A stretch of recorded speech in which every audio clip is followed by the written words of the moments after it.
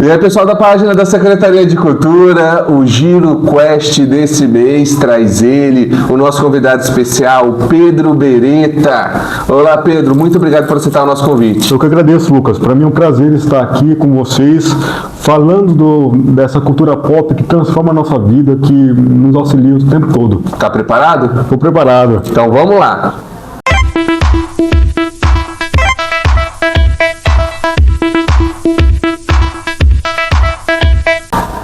Pedro, eu vou começar perguntando para você a pergunta tradicional que eu faço para todo mundo, né? Como que a cultura pop entrou na sua vida? Quais são as suas primeiras lembranças relacionadas a filmes, gibi, desenho, enfim? Então, Lucas, por incrível que pareça, o primeiro contato que eu tive com a cultura pop foi os filmes do Zorro, dos anos 90, do Antônio Bandeiras. Então, assim, eu assistia muito esse filme, assistia muitas vezes, e em razão da minha deficiência física, eu ficava muito em casa, lendo livros e assistindo filmes. E eu lembro que um dos primeiros livros que eu li também foi o Conde de Monte Cristo, que também tem essa pegada heróica do Edmond Dantès, né? Os Três Mosqueteiros também foram livros e filmes que eu gostei.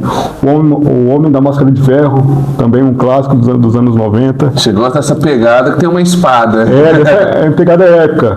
Fica assim. Eu gosto bastante. Você falou do Zorro, me chamou a atenção que você falou que você assistiu várias vezes ele. O que te prendeu tanto que fez você assistir várias vezes o Zorro? Cara, o Zorro, ele assim, é um herói diferente, sabe? Ele tinha um charme, uma aura, e ele sempre buscava auxiliar as pessoas daquela cidade do Novo México, né? Então eu via nele uma espécie de possibilidade, né? Um homem comum, um homem bom, bem treinado, mas que estava sempre disposto a auxiliar o outro, com uma ideia. Isso me faz lembrar também de outro herói que eu gosto, que é o V, do V de Vingança. V de Vingança. Que tem essa pegada anarquista e política também, né? Você é revolucionário, né? Você gosta dessa pegada mais revolucionária. Você falou, né, do Zorro, você falou do Conde de Monte Cristo, tudo. O Conde de Monte Cristo e Três Mosqueteiros são obras do Dumas. Exatamente. O francês. Dumas. Dumas. Que eu li também os dois livros, da vez que eu estou lembrando agora, que são obras muito bem, por mais que sejam antigas, né, sejam de 1800 e alguma coisinha, se você ler hoje, você vai conseguir se envolver na leitura como se fosse uma obra de um youtuber de hoje, um booktuber de hoje, né? Alguém que tá aí conseguindo prender pela narrativa, é muito boa a narrativa. Mas, além disso, o que mais você curte na cultura pop? Quanto foi que você assistiu primeiro, fora o Zorro, né? O primeiro super-herói que você acompanhou? Esse é fácil de lembrar. Foi o filme de 1970 do Superman. Aquele lendário com Christopher Reeve. Olha só, o clássico. Eu assisti porque meu pai sempre gostou de Superman, Star Wars. Eu lembro de assistir os primeiros filmes em VHS, né? Também. Você assistia na época da fita de vídeo, o famoso VHS. E quando você assistia o Superman, esse classicão do Christopher Reeve, o que te prendia? O que te chamava a atenção? Assim, o que me chamava a atenção sempre foi a postura e a maneira com que os heróis têm de carregar os ideais, sempre têm de pensar no ser humano. A aura do Christopher Reeve por si só já é uma aura diferenciada, né?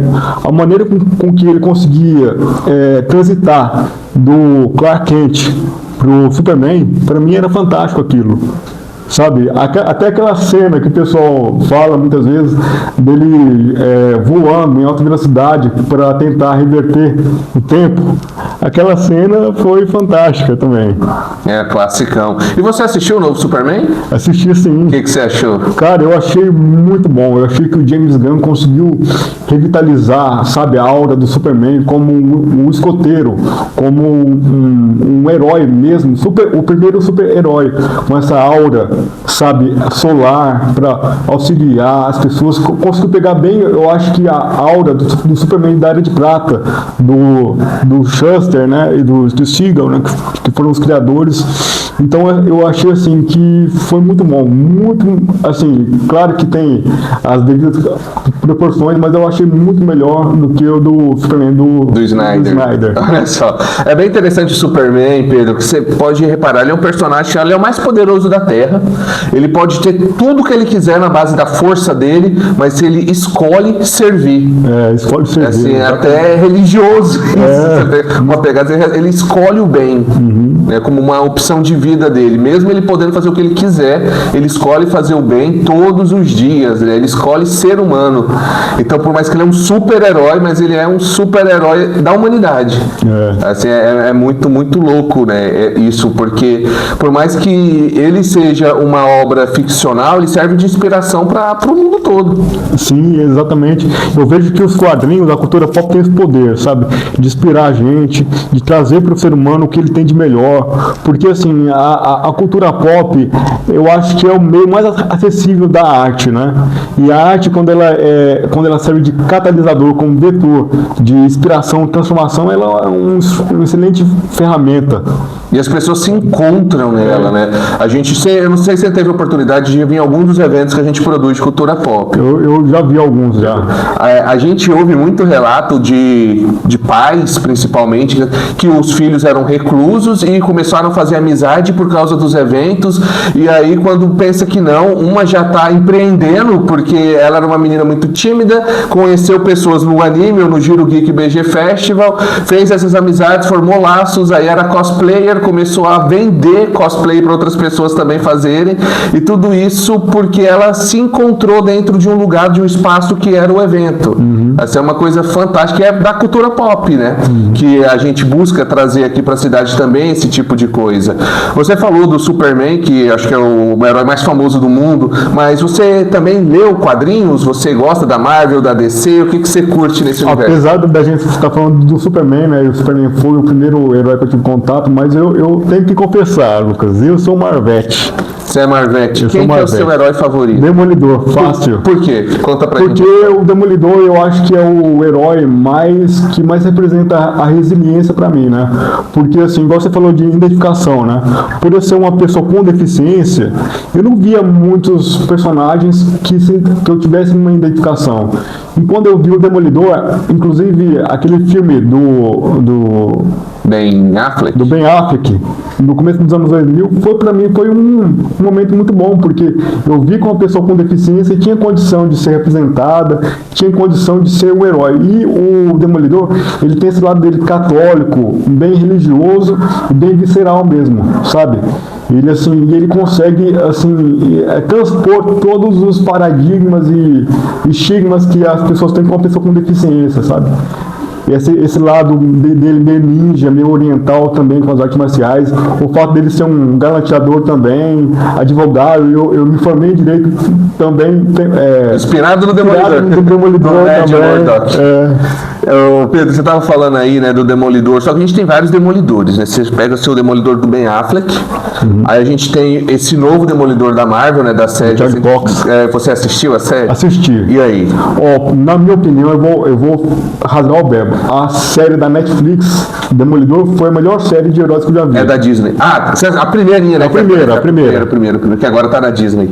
E essa que a Disney fez o reboot aí, olha, não gostou? Eu vou falar o seguinte, comparado com o MCU, tá muito boa, mas comparado com aquela veracidade com que a série da Netflix trouxe o Demolidor, com aquele ar sujo de Hell's Kitchen, eu acho que deixou muito a desejar, assim. Eu acho que pode melhorar. Então, quem for assistir agora, galera, eu nunca assisti Demolidor, você recomenda assistir o filme do Ben Affleck primeiro, a série da Netflix ou a nova da Disney? Então, pro começo, para quem quer conhecer o personagem mesmo, pela mídia, assiste as séries da Netflix. Né?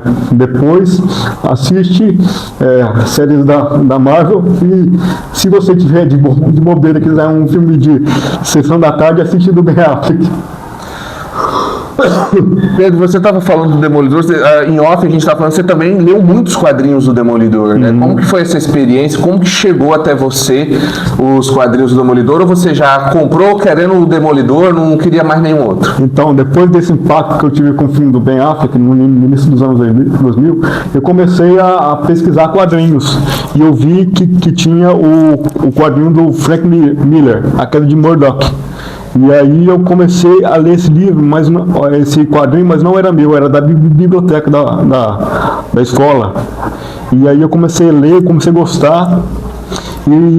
Mas o quadrinho do Demolidor que eu adquiri foi da fase do John Quesada e do Lee Benderro, que é uma fase mais moderna, onde apresenta os julgamentos que ele teve que participar, que ele teve que auxiliar, chama Demolidor Revelado. Da coleção que você tem. Da coleção que eu tenho. E eu sempre faço essa pergunta antes de encerrar a entrevista, Pedro, não vou deixar de fazer para você também, de tudo que a gente conversou e de tudo que você viveu na cultura pop, qual que é o maior ensinamento que você leva para sua vida? Independente do herói, do desenho, do filme, da série, o que você carrega para você? Eu carrego o seguinte, que o que importa muitas vezes não é o que acontece com você, mas é a maneira com que você reage pelo que acontece com você. Então, assim, nós, seres humanos, temos potencial, sabe, de sempre encontrar os nossos valores, os nossos objetivos e propósitos. E o quadrinho, a cultura pop sempre nos ensina isso. Sempre nos dá força para alcançar nossos ideais, nossos valores e conseguir continuar. E isso que eu carrego em mim, sabe? Independente do que acontecer, continuar. Continuar. Bom, pessoal, esse foi o bate-papo com Pedro Beretta. Mais uma vez, Pedro, muito obrigado por aceitar o nosso convite. Eu agradeço, Lucas. Conversar com a galera aí que está acompanhando essa entrevista. Valeu e até a próxima. Até a próxima.